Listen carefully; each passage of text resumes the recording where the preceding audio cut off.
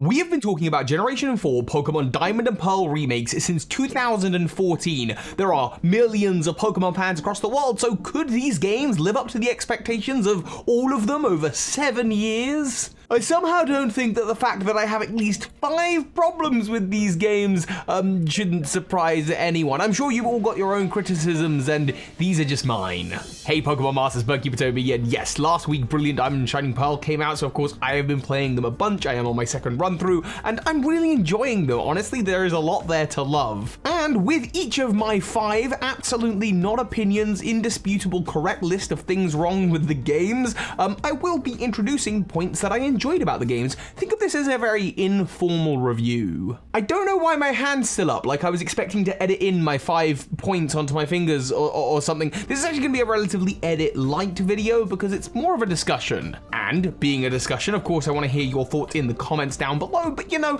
this is an opinionated video, so be nice to one another. But before I get into the very informal review that this video is, I want to thank the sponsor of today's video, Disney Emoji Blitz. Available for the wonderful price of free using the link at the top of the description, Disney Emoji Blitz isn't like other Match 3 games. Here you're going to be using your favorite Disney, Star Wars, and Pixar characters to rack up a score as high as possible so that you can unlock more characters. This is a true game for collectors, and you're going to be collecting all of your favorite Disney heroes as well as the villains. And each character has their own unique power, so it's a lot about using the right character to employ the right strategy. At the beginning of the game, you're going to get a choice of 3, and I chose Sully from Monsters Inc. because he's a monster, and this is a channel all about monsters.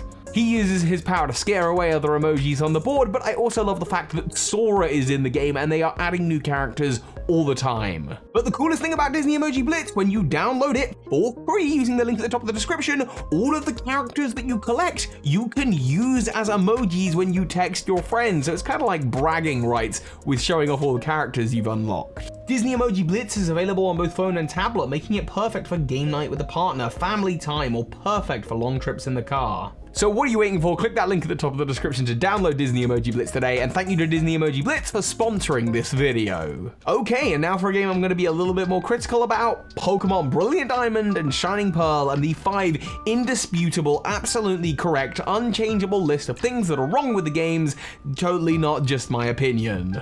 Number 1, let's start with the one that I think we're all thinking about and everyone's been talking about in the lead up to these games, and that is the experience share. And with all of these points, I want to provide a good to go with the bad. And the good here is that the experience share, while it shares experience to all Pokemon on the team and you can't switch it off, the experience share feels really balanced. I don't know if they tweaked the way that it works, but it just felt like my team was always at the sort of right level where the gym leaders were actually in many cases a little bit of a challenge for me. I was also playing with set mode on for the first time, which is an option in the menu that means that between Pokemon you can't swap your Pokemon in and out, and so you just have to play with whatever you send out, and if you're going to switch, it's going to take up a turn. And that was definitely an improvement to the difficulty because, you know, Pokemon has fans from the age of 3 to 33. Some of us want a little bit more challenge, but I understand making it easy for the kids. But criticism number 1 with the experience share, the fact that the experience share being able to not be turned off at all isn't at least an option, whether that option is a secret hidden in a menu option or you have to play through the game once to unlock the option it just makes no sense to me. I understand not wanting to intimidate Pokemon players. You want Pokemon players to see the game and go, hey, that looks like fun, I want to play it.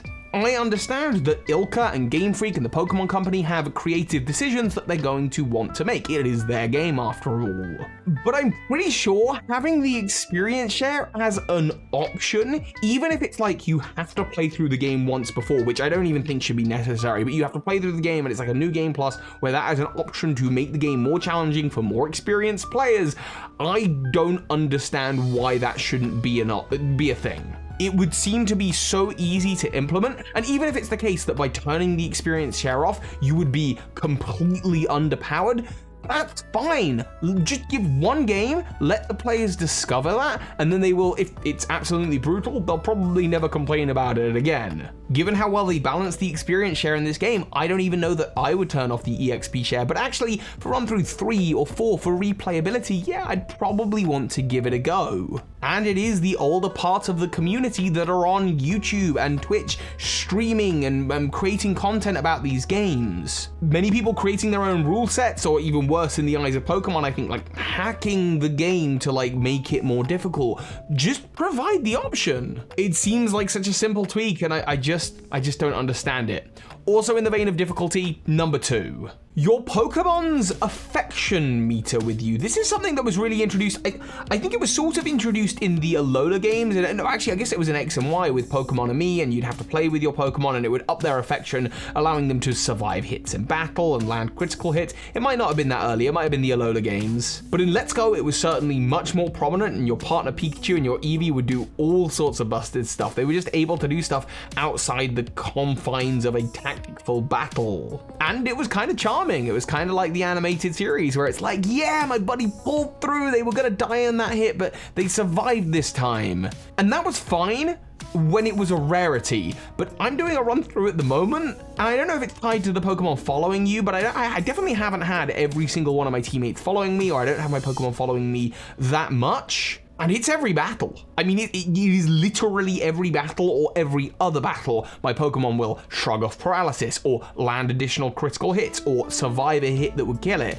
It's too much. Whoever did the balancing on it, it's far too much. It goes, even if the experience share is now sorted and the levels are good, that's wonderful. I can always rely on my Pokemon to get a lucky critical hit. Which, by the way, when I was trying to catch my 5% encounter Mime Jr. and I knocked one out and my Pokemon was looking for praise from me, I was fuming with it because why did it land a critical hit? I chose a move that would specifically not wipe out the Mime Jr. so that I could catch it. On top of that, your Pokemon bounces twice every time it enters battle to show that it's happy with you.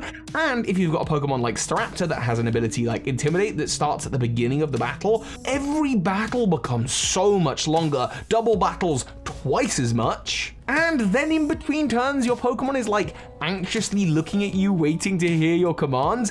This is just extending the game time of Diamond and Pearl, the generation that was panned for being incredibly slow. I like Pokemon affection as a thing. I think if you just made it so it's the Pokemon that follows you and it's just a small fraction of the time, fine, but I am not over exaggerating. It is every other battle this is happening to me. Maybe I'm just getting super lucky. Let me know what you're thinking in the comments. I don't mind the affection feature, but it is sort of nullifying the discussion that I'm having about like, oh, well, at least the experience share is balancing now, because every battle I can just could count on my Pokemon landing additional critical hits. Which, by the way, you don't always want. I have a strategy at the moment with Monferno where I'm using Power Up Punch to set up the Monferno before taking on stronger opponents. Like, let's say I know that the third Pokemon in this person's team is going to be like something that Monferno can't take out, like a Gyarados, for example. But they've got a Pokemon up front, like, I don't know, Meditite, that's like Power Up Punch isn't going to do much damage to. I can use Power Up Punch like 6 times, as long as I don't get a critical hit and wipe out the Meditite early.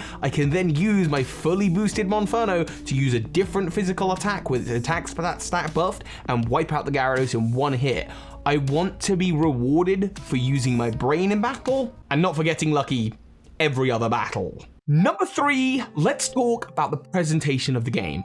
I'm going to say it. This is controversial. I love the chibi style. I think it looks absolutely beautiful, and Pokemon, they knew that they got reflective surfaces right in this game, because like every floor is reflective and it looks so good. Water looks so good. The tree textures look so good. I've never been one to shy away from the fact that it is chibi style. It's all just about how do you do the saturation, the vibrance, the textures. These things are the more important side of it. Whether it's chibi or not, I don't mind. And when it comes to the Pokemon, the Onix, for example, you look at it, you see the texture of the Onix, you know it's made of rock. I really think the absolute pinnacle for this is new Pokemon Snap, where Pokemon textures just look phenomenally detailed. If we ever get to the point where Pokemon look like this in a main series game, I'm gonna be blown away. And certain Pokemon, like my Stunky, look absolutely great, where you've got like this, you can really see the fluff texture. You know what the Stunky is made out of. It makes the creature, it makes the Pokemon feel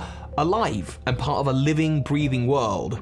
So why does my Monferno look so flat? Why do the human characters in battle, like the clothing looks really, really textured, you can see the fluff, you can see the weaves, but the people themselves, like the skin just kind of looks detailless? Maybe it's just me, but I think there is a level of inconsistency about the quality in the game. I think certain elements look stunning, the best they've ever looked, and other elements just still look a little bit too flat. Additionally, with Brilliant Diamond Shining Pearl, I actually don't like the lack of cohesion between the overworld and the battles. I wish it was all chibi style. Again, I know that's controversial. I just wish it all looked chibi style. We all know that like highly stylized is good, right? Like, I don't know, Wind Waker, one of the best games ever of all time?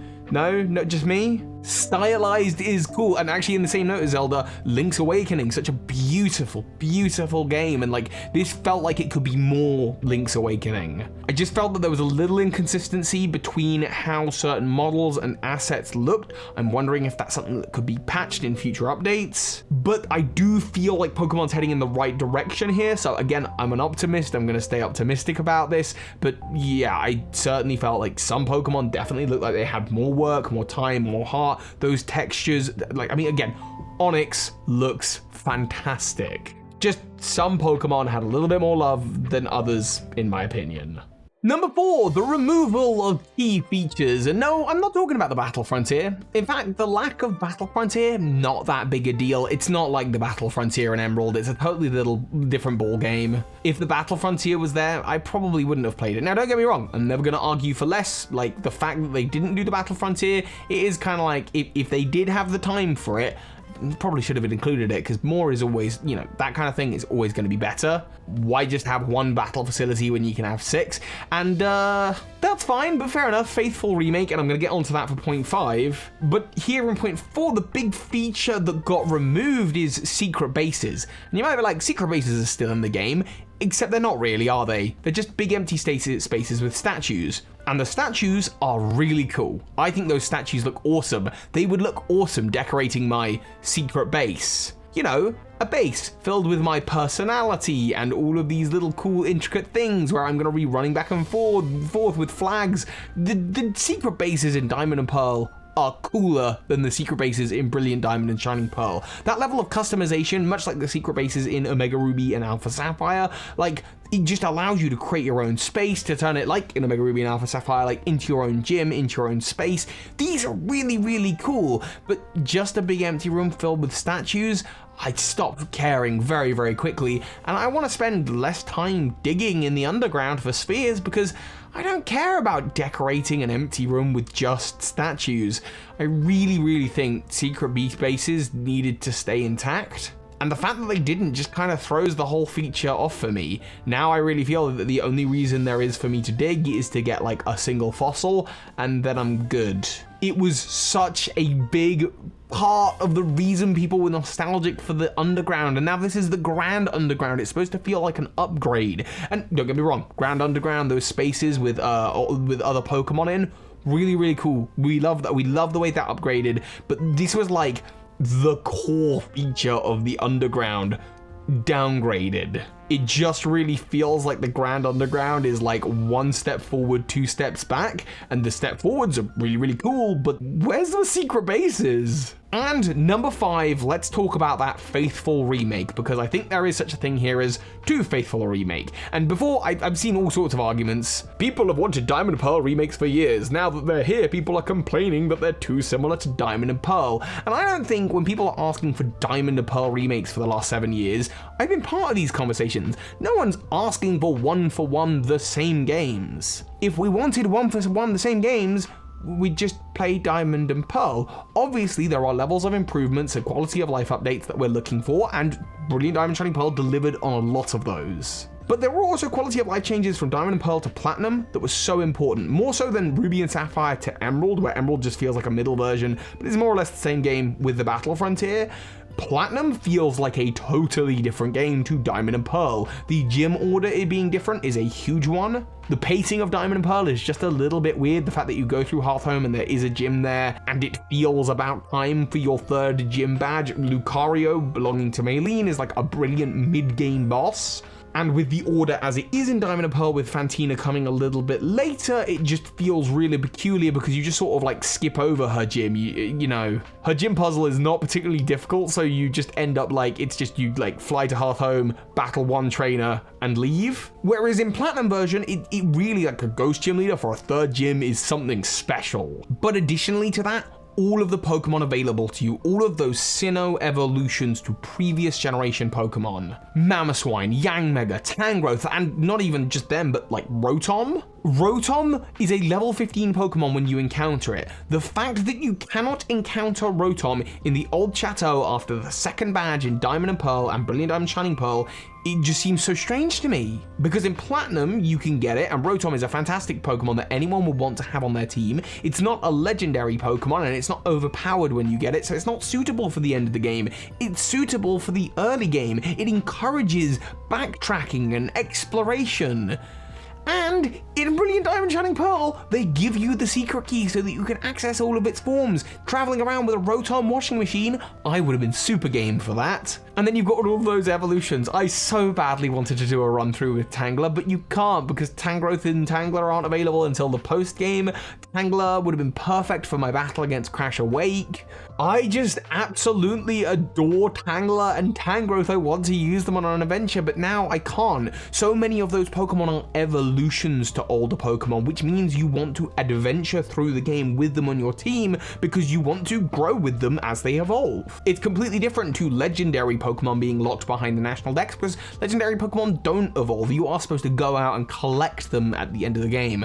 Platinum fixed this. It added a lot more diversity to teams and allowed people to play with all of the new exciting evolutions to popular Pokemon that people already love and, you know, really enjoy their playthroughs. So I don't know why they didn't keep that for Brilliant Diamond Shining Pearl, and to be honest, even when they said Faithful Remake, I genuinely thought that would be something they would keep. Again, the Grand Underground really does help with that type diversity and adds a few more of them back, but I was really expecting much, much more. Also, by the way, Grand Underground, Pokemon level scaling, really cool. But those are just my 5 indisputable, absolutely correct, cannot be changed list of things that are wrong with Brilliant Diamond and Shining Pearl. And maybe you agree, maybe you disagree, kindly leave your thoughts in the comments down below. Also, while you're heading down there, don't forget to click the link at the top of the description to download Disney Emoji Blitz, today's sponsor, for absolutely free. And thank you to them for sponsoring this video. Right, I think that's everything, so of course, soar high, Pokemon Masters.